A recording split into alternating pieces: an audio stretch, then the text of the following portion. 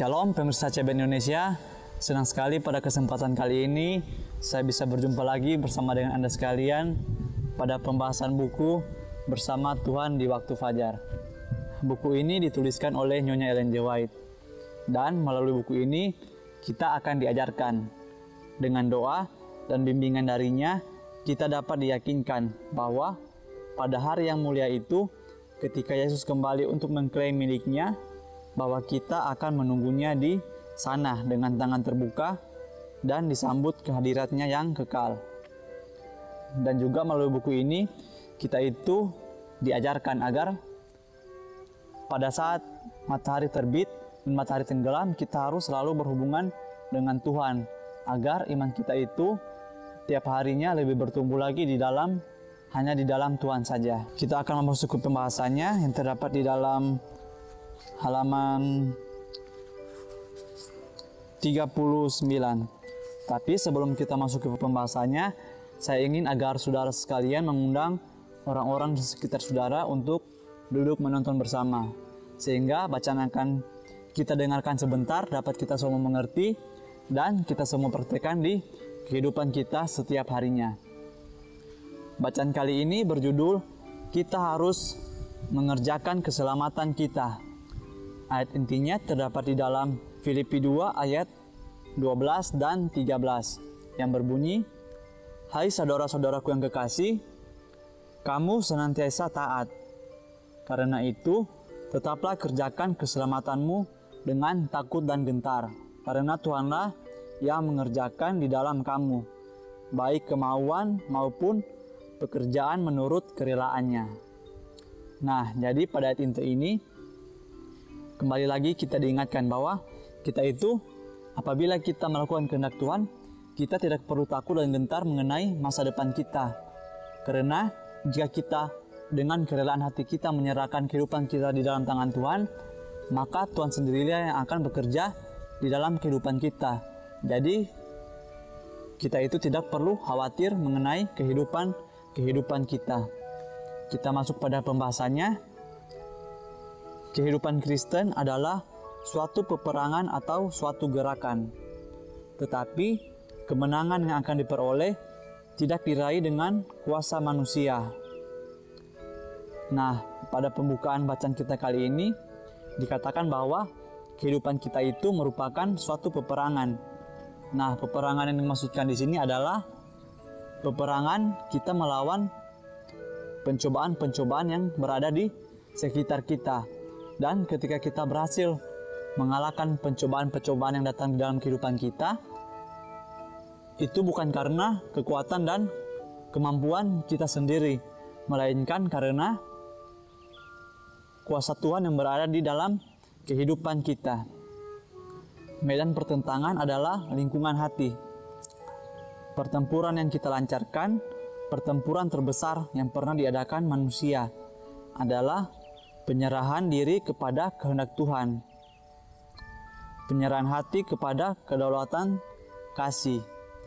Nah, selanjutnya juga pertempuran yang terjadi di dalam kehidupan kita itu merupakan pertempuran yang sangat besar, yaitu bukan saja pertempuran melawan sesama kita manusia, tetapi pertempuran yaitu pertempuran di mana kita melawan ego kita sendiri. Seperti yang dikatakan di sini, yaitu adalah medan pertentangan adalah lingkungan hati. Pertempuran yang kita lancarkan, pertempuran melawan diri kita sendiri. Nah, jadi pertempuran yang kita hadapi yaitu adalah bagaimana kita bisa mengalahkan keinginan pribadi kita masing-masing. Dan kita itu harus mengikuti apa yang Tuhan katakan untuk kita lakukan di dalam kehidupan kita. Tabiat lama dilahirkan dari darah dan kehendak daging, tidak dapat mewarisi kerajaan Tuhan. Kecenderungan yang dibawa lahir, kebiasaan-kebiasaan yang dulu harus ditinggalkan. Nah, jadi bagaimana caranya agar kita bisa mewarisi kerajaan Tuhan? Yaitu adalah dengan kita meninggalkan tabiat kehidupan yang lama kita, yaitu mungkin saja pada kehidupan yang dulu kita itu lebih mementingkan diri kita sendiri, dan kita mau melakukan sesuatu yang kita anggap itu adalah hal yang benar.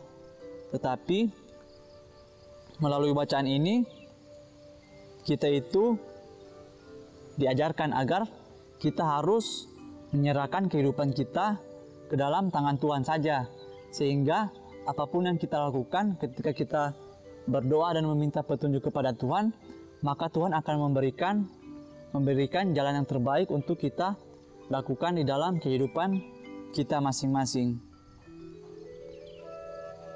Sehingga apabila kita meninggalkan tabiat yang buruk kita itu, maka seiring berjalannya waktu, setiap harinya kehidupan kita itu akan menjadi kehidupan yang lebih baik lagi. Orang yang bertekad untuk memasuki kerajaan rohani akan menemukan bahwa segala kuasa dan nafsu dari sifat manusia lama yang belum bertobat akan diperkuat oleh kekuatan kerajaan kegelapan dan akan melawan dia. Nah, jadi selanjutnya juga dikatakan bahwa apabila kita sungguh-sungguh ingin mengikuti Tuhan, maka di dalam diri kita itu setan juga tidak akan tinggal diam. Setan juga akan bersikeras agar tabiat lama kita itu muncul kembali di dalam kehidupan kita. Sehingga apabila kita mau mengikuti tabiat lama kita, maka tekad kita untuk mengikuti perintah Tuhan itu akan sia-sia saja. Nah, jadi contohnya seperti kita memelihara hewan peliharaan antara A dan B.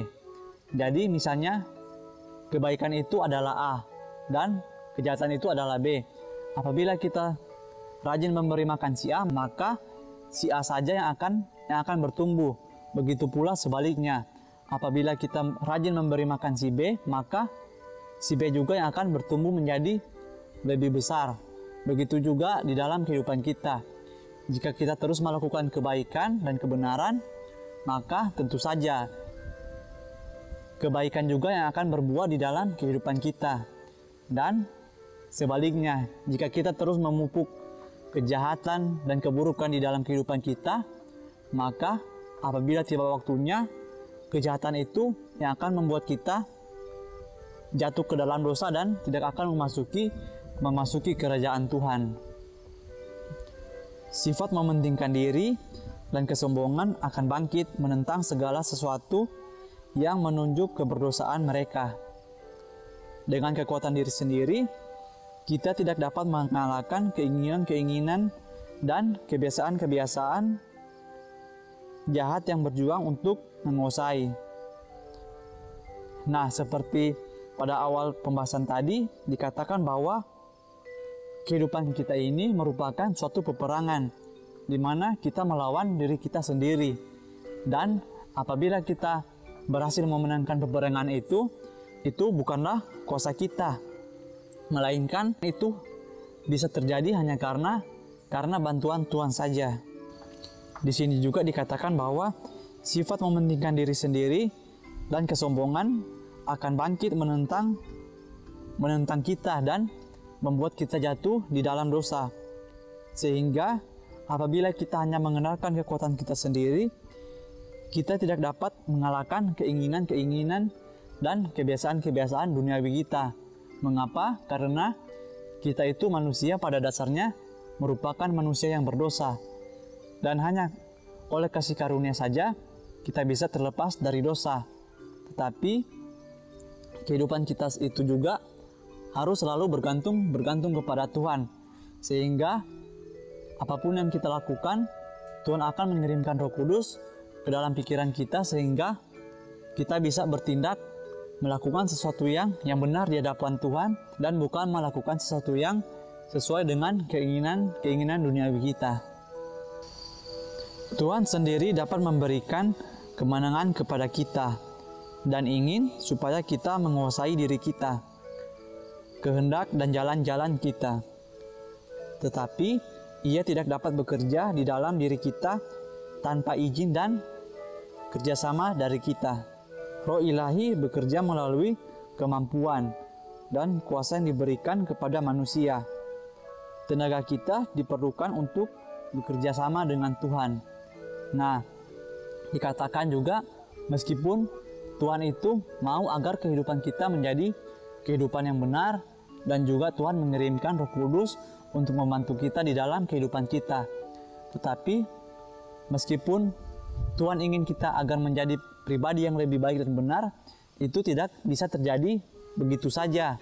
Itu juga membutuhkan usaha dari diri dan pribadi kita masing-masing. Contohnya ketika kita berada di suatu tempat, di tempat umum, dan kita melihat ada uang di sekitar kita. Kemudian akan ada bisikan dari si jahat agar kita mengambil uang tersebut. Dan juga secara bersamaan Roh Kudus bekerja dan membisikkan agar kita tidak melakukan hal tersebut karena itu merupakan sesuatu yang salah. Nah, pada saat itu juga kekuatan dari diri kita sendiri, yaitu kita diberikan kekuatan untuk memilih untuk mengikuti si jahat atau kita memilih untuk mengikuti Roh Kudus. Dan apabila kita memilih untuk mengambil uang tersebut, maka kita mengikuti bisikan dari si jahat. Dan tentu saja kehidupan kita itu akan menjadi kehidupan yang tidak berkenan di hadapan Tuhan, karena Tuhan sudah mengirim Roh Kudus di dalam kehidupan kita agar kita tidak melakukan hal-hal yang bertentangan dengan kehendak Tuhan. Jadi apabila kita dihadapkan dengan dua pilihan, kita itu harus mengikuti pilihan yang sesuai dengan kehendak Tuhan saja, bukan pilihan yang sesuai dengan kemauan kita sendiri. Kemenangan tidak diperoleh doa yang sungguh-sungguh, tanpa merendahkan diri dalam setiap langkah. Kehendak kita tidak dipaksakan untuk bekerja sama dengan wakil-wakil ilahi, tetapi harus diserahkan secara sukarela. Khotbah di atas bukit halaman 158 dan 159. Nah, pada akhir pembahasan kita kali ini dikatakan Tuhan itu tidak memaksakan kita untuk mengikuti segala perintahnya. Tetapi Tuhan ingin agar kita mengikutinya itu karena kerendahan diri kita, kerendahan hati kita, dan secara sukarela untuk mengikutinya. Bukan karena paksaan dari lingkungan, atau dari keluarga, atau dari kerabat-kerabat sekitar kita. Tuhan ingin agar kita menyerahkan kehidupan kita di dalam tangannya itu karena secara sukarela. Dan apabila kita menyerahkan kehidupan kita di dalam tangan Tuhan secara sukarela dan bukan paksaan, maka saya yakin dan percaya Tuhan itu akan bekerja di dalam kehidupan kita. Nah, jadi pada bacaan kali ini yang berjudul kita harus mengerjakan keselamatan kita, yaitu Tuhan ingin agar kita melakukan segala sesuatu itu harus sesuai dengan kehendak Tuhan dan bukan dengan kemauan kita sendiri. Dan juga Tuhan ingin agar kita mengikuti kehendaknya itu karena melalui hati nurani kita, bukan karena paksaan orang-orang di sekitar kita. Nah, mungkin ini saja bacaan yang bisa saya sampaikan kali ini. Kiranya melalui bacaan ini kita bisa memilih sesuatu yang sesuai dengan kehendak Tuhan di dalam kehidupan kita. Sampai bertemu lagi di pembahasan-pembahasan berikutnya. Saya bawa dalam nama Tuhan Yesus. Terima kasih. Amin. Tuhan Yesus memberkati.